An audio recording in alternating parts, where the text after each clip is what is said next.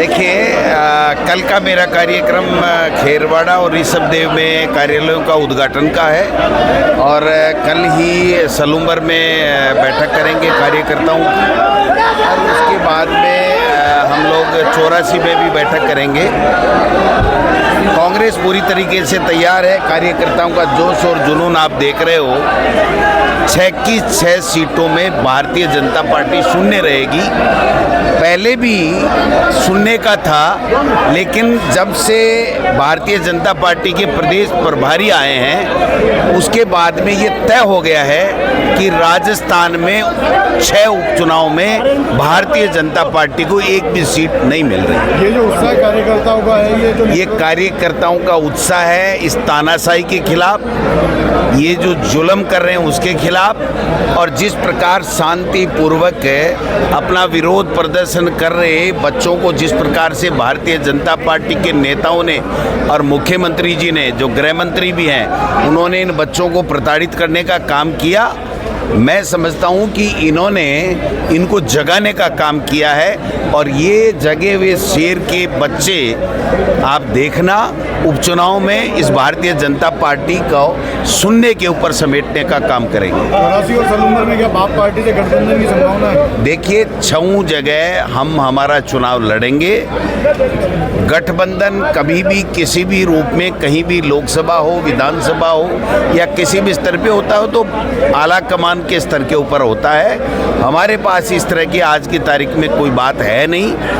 गठबंधन का फैसला अगर कोई होगा, अभी तक इसकी चर्चा नहीं है, तो वो पार्टी आला कमान करेगा। हम 6 जगह चुनाव लड़ने के लिए तैयार हैं और जीत के दिखाएंगे। शिक्षा मंत्री ने कहा कि अकबर महान अब नहीं पढ़ाया जाएगा। ये हमारे प्रदेश का दुर्भाग्य है कि एक इस प्रकार का प्रदेश का शिक्षा मंत्री है जो शिक्षा के बारे में कभी नहीं बोलता। बच्चों को कैसे संस्कारित शिक्षा दी जाए, कैसे क्वालिटी की एजुकेशन दी जाए, कैसे टीचर्स वहाँ लगा करके अच्छी पढ़ाई कराई जाए, उसके ऊपर बयान नहीं देंगे। आप बताइए, जिस विषय के ऊपर वो अनर्गल बयानबाजी कर रहे हैं, एनसीईआरटी का सिलेबस 2021-22 से लगा हुआ है और जब पूरे प्रदेश में एनसीईआरटी का सिलेबस हमने लगा दिया था, मैं जब शिक्षा मंत्री था, और वो एनसीईआरटी भारत सरकार के शिक्षा मंत्रालय के अधीन है, उसमें जो पाठ्यक्रम है वो ही तो पढ़ाया जाएगा। अब वो कह रहे हैं उन किताबों को जला देंगे, तो क्या मोदी जी और मोदी जी की सरकार के शिक्षा मंत्री के अधीन एनसीईआरटी जो पाठ्यक्रम बनाया गया है उसको ही वो जलाएंगे?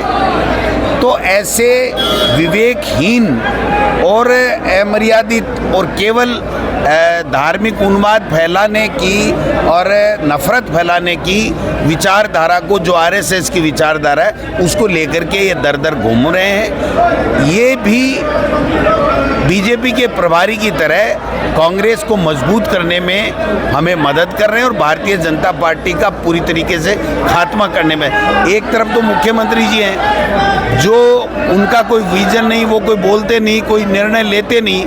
आपने देखा होगा 9 महीने में एक निर्णय बता दीजिए। और एक ये शिक्षा मंत्री जी हैं जो 5 निर्णय एजुकेशन के मामले में लिए और 5 के 5 निर्णय पे यूटर्न इन्होंने ले लिया। अभी एक ताज़ा बयान दिया उन्होंने कि शीतकालीन अवकाश परिस्थितियां देख के होगा। आप बताइए कि क्या जो सर्दी है वो हर जिले में एक समय पे आती है, प्रदेश के हर कोने में एक समय पे आती है, और जो शिविरा पंचांग है वो इन्होंने ही जारी किया है, इनकी कलम से जारी किया है। जब इन्होंने शिविरा पंचांग में जो छुट्टियां दिखाई हैं शिक्षा विभाग में, क्या उसको इन्होंने बदल दिया क्या? और बदल दिया तो आप बताइए, जो अवकाश होते हैं वो पूर्व निर्धारित इसलिए किए जाते हैं, जो मैं समझता हूँ, मैं शिक्षा मंत्री रहा हूँ, जिससे हर व्यक्ति, टीचर हो, अभिभावक हो, बच्चा हो, वो अपने आगे का कार्यक्रम तय कर लेता है कि मुझे कहाँ जाना है, कहाँ उन छुट्टियों में, समर वेकेशन में क्या प्लानिंग करनी है। ये मर्जी है जैसे कह रहे हैं कि साहब जहाँ जहाँ जब जब सर्दियाँ होगी तब तब कर दूंगा। 2 दिन पढ़ेंगी, फिर 1 महीने नहीं पढ़ेगी, फिर 1 दिन पढ़ेगी, तो क्या ऐसे फैसले करेंगे? इसलिए ये शिक्षा से संबंधी कोई फैसला नहीं कर रहे हैं। इनको आरएसएस ने केवल इसलिए छोड़ रखा है कि आप अनर्गल बयानबाजी करो, कांग्रेस के नेताओं को गाली दो, हिंदू मुस्लिम की नफरत फैलाने का काम करो। मैं समझता हूं कि ये प्रदेश का दुर्भाग्य है कि जो मुख्यमंत्री जिनको बनाया है पर्ची से, वो कोई निर्णय ले नहीं पाते हैं। एक मंत्री 2 महीने से उनका इस्तीफा हवा में है। अब वो कल ये कह रहे हैं कि मुझे पता ही नहीं मैं क्या हूँ और मैं मंत्री हूँ कि नहीं हूँ। आज प्राकृतिक आपदा आई हुई है, बरसात है, अतिवृष्टि है, किसी की मदद करने की बात है, कृषि का समय है, किसानी का समय है, और कृषि मंत्री को पता नहीं मैं हूँ कि नहीं। मुख्यमंत्री प्रधानमंत्री जी से कल मिल कर के आए हैं। आज की तारीख में तो कम से कम इनको जवाब देना चाहिए।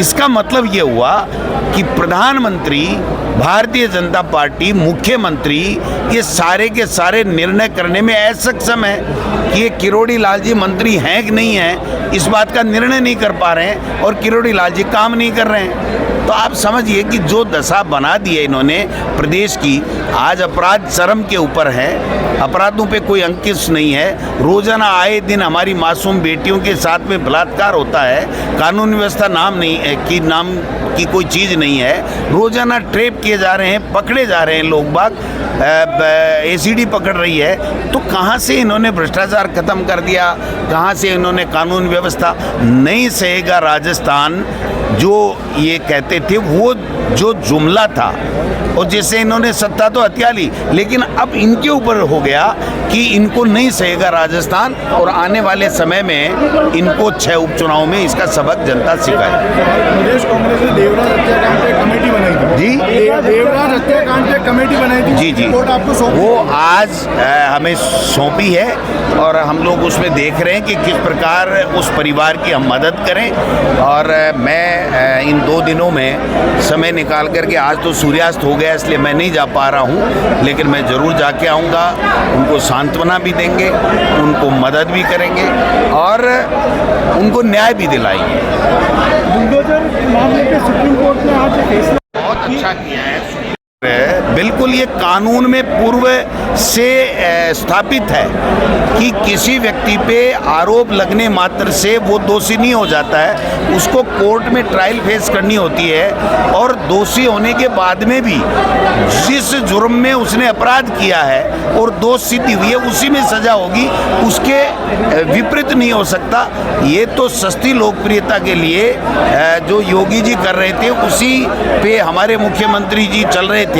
मैं समझता हूँ इस पे अंकुश लगेगा और जिन लोगों ने ऐसा कृत्य किया है उनके खिलाफ कानून के मुताबिक कार्रवाई होनी चाहिए, ये हमारी मांग रहेगी। नए जिले जो बने उसमें समीक्षा, नए जिले जो समीक्षा होती है, ये इस सरकार ने आते ही 800 कामों की समीक्षा करने की बात कही, एक भी समीक्षा सामने आई नहीं। जिलों की रिपोर्ट बताई गई है कि पवार साहब की कमेटी ने दी है, लेकिन अब ये जिले न तो कम कर सकते हैं न बढ़ा सकते हैं, क्योंकि जो जनगणना आयोग है, निदेशालय है, उसने इस पर रोक लगा दी भारत सरकार ने।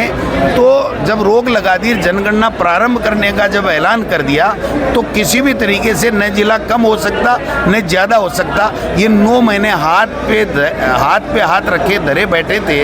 इनको ये पूछो कि क्या इतना समय लगता है समीक्षा करने में? तो ये मुझे लगता है न तो 1 स्टेट 1 इलेक्शन करा पाएंगे, मुझे लगता है न ये जिलों को कम कर पाएंगे। ये केवल ड्रामाबाजी करके अपना समय व्यतीत कर रहे हैं। प्रदेश की जनता ठगा महसूस कर रही है कि किनको सत्ता दे दी जो किसी काम के नहीं है, कोई काम नहीं कर पा रहे। Thank you.